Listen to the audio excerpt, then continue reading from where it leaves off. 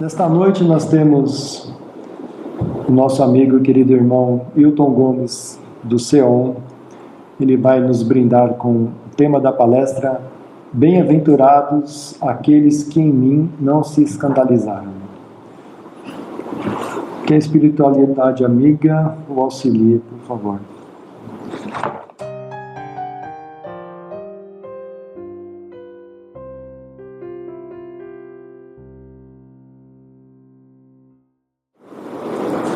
Boa noite, meus irmãos. Que a paz de Deus e de Jesus esteja com todos nós hoje e sempre. João Batista já se encontrava preso e chama 2 de seus discípulos e os pede: vá até o encontro de Cristo e questiona-o se é ele o enviado de Deus ou se devemos esperar por outro. E assim, João Batista encerra sua participação, aonde se diminui e deixa que Jesus cresça, porque o trabalho já estava pronto para que Jesus começasse. E assim os 2 discípulos foram ao encontro do Mestre e chegando lá, viram que Jesus estava num momento daqueles de efeitos, aonde todos nós admiramos, e é o momento que parece que mais nos atrai. E ali eles observavam todo o trabalho que Jesus fazia. Mas claro que João Batista sabia da resposta. Ele estava só induzindo a todos a crerem no Cristo, que é o que trazia a Boa Nova. E ao chegar ao frente do Cristo, aqueles 2 discípulos perguntam: Mestre, é tu o enviado de Deus ou devemos esperar outro? E antes que Jesus respondesse, falou assim: o que vocês viram ao chegar aqui? Cegos vendo, coxos andando, mortos ressuscitando, leprosos sendo curados, e os pobres sendo alimentados do Evangelho do meu Pai. Observai o resultado e as ações que estão sendo feitas, e vós saberei se sou eu ou não. E para encerrar esta fala, Jesus diz para eles: bem-aventurados aqueles que em mim não se escandalizarem. E a partir daí, nós vamos desenvolver esses estudos que fizemos por longo período desse tema, que confesso que me chamou bastante atenção, e faz umas 2 semanas atrás que eu descobri o porquê esse tema veio e o que servia para mim. Porque, em primeiro lugar, é para nós que serve o tema, a mensagem esclarecedora. Então nós vamos dividir esse bem-aventurados, aqueles que em mim se escandalizarem, em algumas etapas. E nós vamos começar com a primeira, porque quando é dito bem-aventurados aqueles que em mim não se escandalizarem, nós vamos ver assim: o Cristo escandalizando. Ele não veio trazer a mensagem da Boa Nova? Mas se nós formos ver, e vamos trabalhar em cima do Evangelho segundo o Espiritismo, aonde seu primeiro capítulo diz: não vim destruir a lei, e sim cumpri-la. E pensemos como foi para os romanos e os próprios judeus na época escutarem que ele veio esclarecer a lei mosaica, aquela que regia por todo o tempo. Que escândalo é esse? Quer dizer que nós não estamos sabendo como é que ela funciona? Imagine o escândalo que foi isso. E em seguida, no capítulo 2, Jesus já diz: meu reino não é deste mundo. E olha o escândalo que tornou-se essa fala: reino, tu, que chegou agora? Onde fica? Quem te elegeu? Aonde estão teus soldados? Olha o escândalo que foi Jesus ter falado isso. no capítulo 3 do Evangelho, Jesus diz assim: há muitas moradas na casa de meu Pai. E o escândalo volta à tona novamente. Meu Pai? Então tu está te intitulando o Filho do Homem? O Deus Todo-Poderoso? Blasfêmia! Tudo que Jesus veio trazer para nós se tornava um escândalo. Já no capítulo 4, para ir ao reino de Deus é preciso nascer de novo. Aí pronto, né? Fala na reencarnação, nascer de novo, e nós temos que trazer aqui a conversa de Jesus com Nicodemos, quando Nicodemos diz assim: Mestre, pude presenciar todos os teus feitos até agora, mas como posso entender eu, um homem velho, voltar ao útero de minha mãe? E Jesus o responde: Nicodemos, tu que é um homem do Sinédrio, um doutor da lei, não consegue compreender as coisas da matéria, como queres então compreender as coisas celestiais? E o escândalo está ali formado. Como ele iria falar ainda em reencarnação aberta, se já só em falar nascer de novo já foi um problema? No capítulo 5, que é o mais longo do Evangelho segundo o Espiritismo, é bem-aventurados os aflitos. E quando ele fala isso, bem-aventurados os aflitos, como assim? Quer dizer que nós que somos romanos aqui, que temos o poder, que ditamos as leis e as regras, os aflitos que são os bem-aventurados? E nós vamos ler o capítulo 5, que é das aflições, e vamos chegar no final desse capítulo quase enlouquecidos, porque nós conseguimos ter a consciência que nós nos encaixamos em todos os itens. Chega a ser desesperador, nos deixa aflitos de verdade. Só que no capítulo 6 nós viramos a página e traz o Cristo Consolador. E até ele enunciar que ele era o Cristo Consolador, já é mais um motivo de escândalo, porque ninguém admitia isso. Então, meus irmãos, bem-aventurados aqueles que em mim não se escandalizarem, ele está no capítulo 8 do Evangelho. Bem-aventurados os puros de coração, aonde ali tem um dos títulos que fala que o escândalo há de vir, mas ai por quem venha o escândalo. Mas enfim, a chegada do Cristo já torna uma etapa de escândalo só nas suas falas.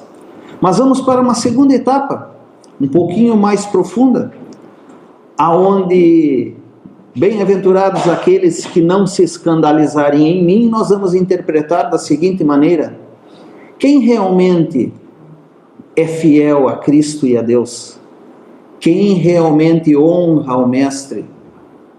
Quem tem aqui a coragem de sair dessa casa espírita com o Evangelho debaixo do braço, ir para a praça ou ir para a praia e começar a dizer que Jesus é a salvação? Não, vão me chamar de tolo, de fanático, de crente. Eu vou ficar intimidado, vou ter vergonha. E nós agimos com vergonha ou sem a vergonha? Realmente somos fiel a Cristo?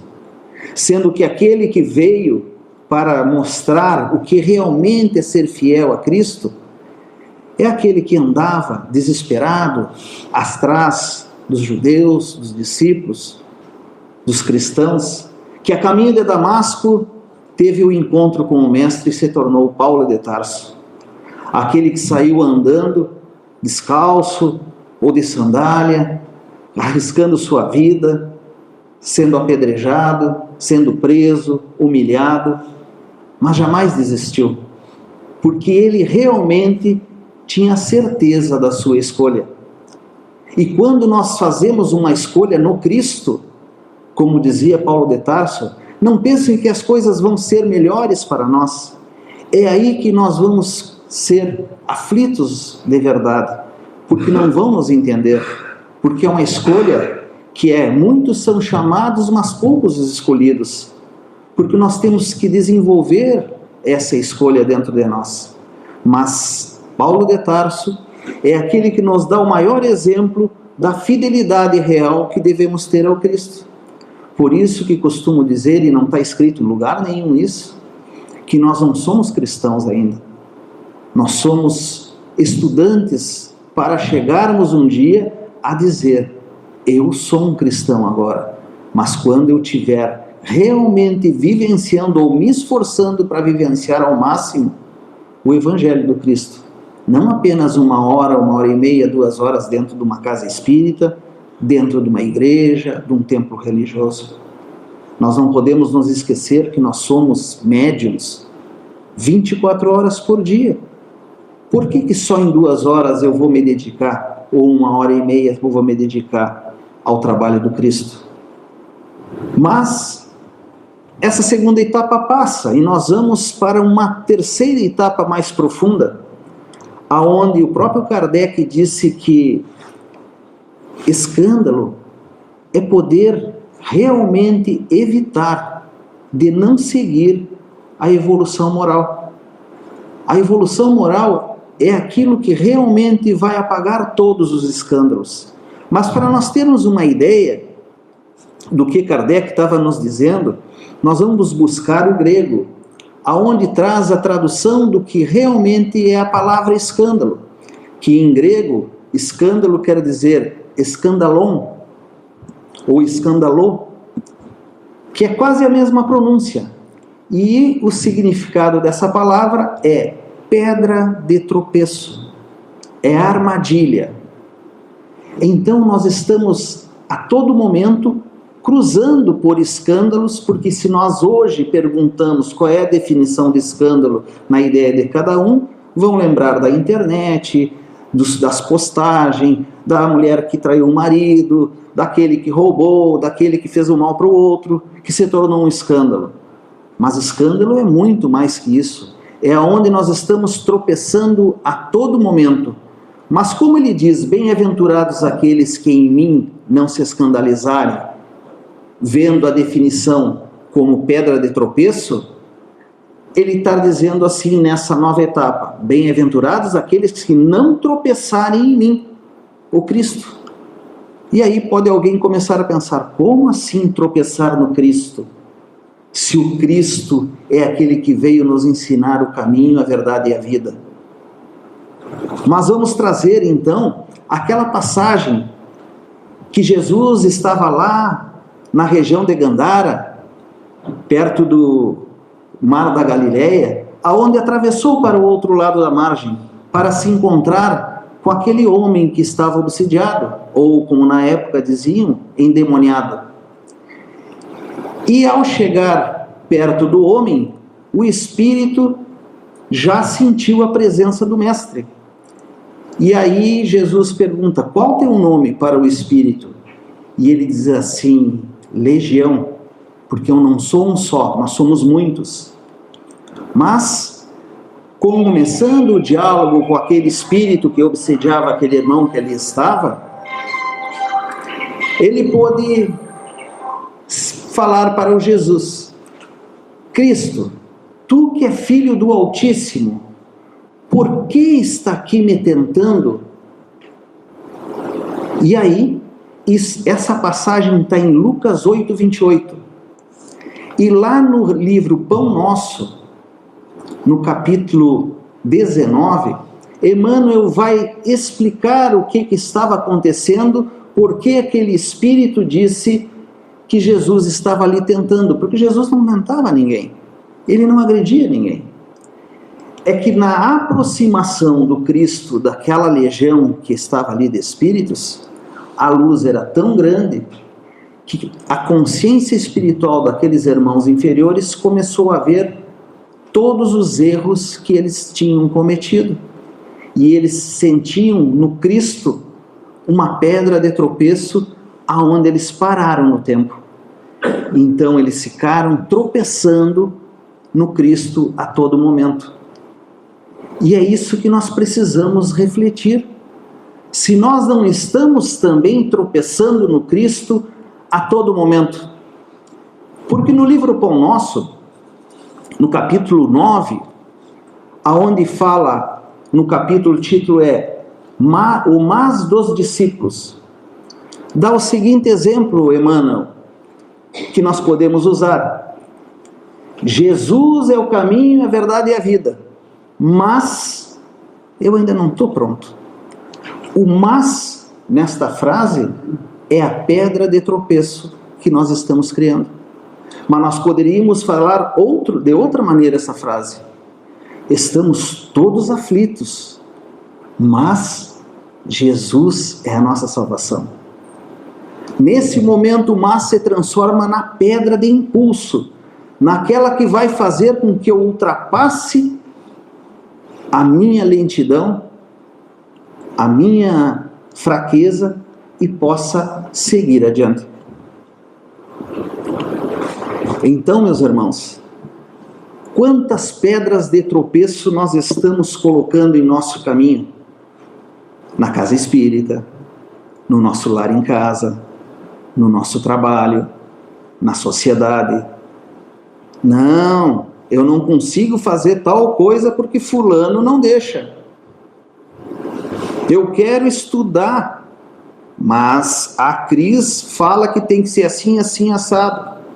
Não, mas assim, assim, assado eu não gosto. E aí eu faço da Cris uma pedra de tropeço em mim. E fico barrando nela. Até chegar o momento que eu vou saber e entender que é a melhor orientação. Mas a escolha é de cada um de nós. É como falar da pedra de tropeço em Cristo numa outra passagem. A parábola do jovem rico, aonde o jovem rico vai até o mestre e diz assim: mestre, como faço para ser perfeito como tu e poder te seguir? E o mestre, olha, tu já sabe todos os mandamentos? E ele, sim, todos eles: não roubar, não matar, não cometer adultério. Ele citou todos os mandamentos. E Jesus acreditou nele. Aí Jesus olha para ele e diz assim: então, vai e vende tudo o que tem e volta para me seguir. Nesse momento, aquele irmão olha para o Cristo e lembra de todos os bens que ele tem e diz para o Cristo que não tem condições ainda. E o Cristo vê que ele só tinha bens na terra. E ele faz do Cristo a pedra de tropeço. Mas o Cristo estava apenas chamando ele para ele fazer no Cristo a pedra de ascensão. Assim como fez Jesus com Públio Lentulus, no livro que conta 2000 anos, quando Públio vai ao encontro de Jesus, à noite, escondido, com vergonha, porque ele era um senador romano, um homem do poder, e Jesus diz: Públio, vem comigo, faz a escolha de nos seguir, ou terás um futuro tortuoso até que desperte para fazer essa escolha. E ele faz naquele momento o Cristo como pedra de tropeço e não segue, mas mais adiante se torna Emmanuel. Então, meus irmãos, nós estamos nesse momento tendo que fazer escolhas nas nossas vidas. E quando nós queremos uma nova virtude ou coisas boas para cada um de nós, nós temos que renunciar a algumas outras coisas. Assim como cada um de vós que aqui está, fez na noite de hoje. Poderiam estar na praia, num restaurante, passeando, fazendo tantas coisas, mas escolheram renunciar a essas coisas para virem aqui, no templo espírita. Isso já é um sinal que as nossas escolhas estão mudando. Nós já sabemos o caminho, mas nós temos que buscar seguir esse caminho realmente vencendo a nossa ignorância, nos libertarmos da nossa história do passado, das nossas heranças atávicas, que nos prendem ainda naquela situação que todos nós sabemos qual é o melhor caminho, mas por que a gente não consegue seguir? Porque ainda estamos tão presos nessas pedras que tropeçamos lá atrás, que não conseguimos ir adiante. E nós temos que entender que não é preciso ir sozinho. Nós temos vários irmãos para nos ajudar a alçar voo. Mas nós precisamos praticar a humildade, a simplicidade, a verdadeira fé em Deus e olharmos um para os outros não como pedra de tropeço, e sim como irmãos de caminhada, porque como fez Jesus, quando todos os discípulos estavam ali no mar revolto e não sabiam o que fazer, estavam desesperados, e lá vem Jesus caminhando sobre as águas e penetra no barco. E Pedro diz: mestre, que fazes aqui no meio de nós, pecadores? Nós não somos dignos da tua presença. E Jesus diz: estamos todos no mesmo barco, e eu vou conduzir o leme para dar a direção. A humildade do Cristo já nos dá exemplos desde o seu nascimento. O rei esperado, filho do homem, que todos esperavam que viesse, cheio de guardas, recebido por carruagens de ouro, vem numa manjedoura, num coxo de animais, já demonstrando que é pela simplicidade, que é pela humildade e não pela ostentação. E nós estamos escolhendo sempre a porta larga, porque a porta estreita, ela é difícil de passar. Nós podemos estar refletindo nesse momento tantas coisas, né? Eu na casa espírita, estou indo, já cheguei lá na questão de fazer exposição doutrinária, já cheguei na portaria, lá na recepção, já estou dando passe.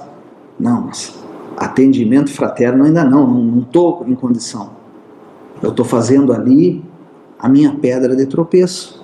Não que eu tenha que fazer todas as atividades, mas nós temos que ver aonde mais eu estou adequado, aonde eu mais tenho o perfil de trabalhador.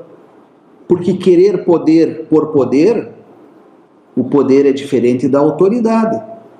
Se eu sou o presidente do país, ou do rei de uma nação, e vou sair e chamo o Renato e digo: agora é tu, rei, enquanto eu estiver aqui, eu tenho poder para dar para ele. E ele vai, com a sua tirania ou com o seu jeito, fazer a condução. Mas se ele for pela autoridade conquistada, é porque ele tinha condições, é porque ele se preparou, é porque ele realmente está no caminho melhor, e ele já fez como Jesus, quando foi interpelado pelos discípulos, se era ele o enviado, ou teriam que esperar outro. Eles viram nas ações de Jesus, nos seus atos, no seu resultado, que já representavam que era Jesus mesmo, o enviado. Nós não escolhemos nada aqui na Terra. Tudo é planejado na espiritualidade. Nós não somos donos de nada. Nem essa casa aqui é de ninguém. Essa casa é de Jesus. Os nossos filhos não são nossos. Estão sobre nossa responsabilidade. E bens não diz nada. Olha o jovem rico que aconteceu. Então, quando que nós vamos escolher parar de tropeçar na pedra e ali ficar dizendo: não vou esquecer o que me fizeram, essa eu levo até para o caixão? Como? Quantos fazem isso?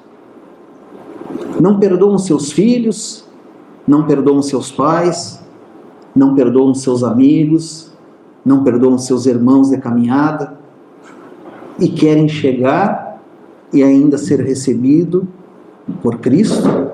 Ele vai estar lá, mas dentro do nosso padrão vibratório, nós não vamos nem senti-lo. Ele vai estar conosco a todo momento. E nós queremos fazer como Adão, quando estava no paraíso, e nós fazemos isso todo dia. Adão no paraíso estava andando lá no jardim e escuta uma voz: Adão, Adão, aonde tu estás? E Adão viu que era Deus o chamando e foge e busca uma folha de figueira para tapar a sua nudez envergonhada. É um exemplo atual do que todos nós estamos vivendo nos dias de hoje, aonde somos muito valentes quando estamos nos bastidores, mas quando somos chamados, nós nos escondemos. Mas escondemos de quem? De nós, aqui encarnados, ignorantes e todos no mesmo barco? Porque de Deus, Jesus, não tem para onde a gente se esconder. É como diz numa passagem que está no livro Boa Nova, no prefácio, que foi escrito por Humberto de Campos. E Humberto de Campos conta no Boa Nova, que deve, eu acho que ter aqui na biblioteca, né? Quem quiser pode comprar ali depois e ver, um excelente livro. Humberto de Campos conta que quando encarnado, ele estava andando pela rua e passou por alguns amigos protestantes. E os amigos gritaram: Humberto, Humberto, o Cristo é o Senhor dos séculos, é a rocha dos séculos. E Humberto de Campos, todo poderoso, quando encarnado, fez um sorriso irônico e pensou: coitados, olha o papelão que estão fazendo, nem sabe o que estão falando. Humberto de Campos desencarna e quando vai escrever o prefácio do livro Boa Nova, ele diz: hoje eu não tenho mais como sorrir e nem passar, porque eu descobri que o Cristo é a rocha dos séculos. Nós temos que começar a pensar até onde nós estamos querendo seguir o Cristo. Estamos nos desnudando para receber o Cristo? Ou estamos fazendo como Adão, buscando a folha da figueira para nos cobrir? Qual é a escolha? Como estamos vivendo a nossa vida? Porque existem espíritas esclarecidos que esclarecem a mente, mas existem espíritas evangelizados que evangelizam a sua alma. Que possamos rogar ao Pai começarmos a ser espíritas evangelizados, porque bem-aventurados aqueles que em mim e no Cristo não se escandalizarem. Que a paz de Deus e de Jesus esteja com todos nós, hoje e sempre.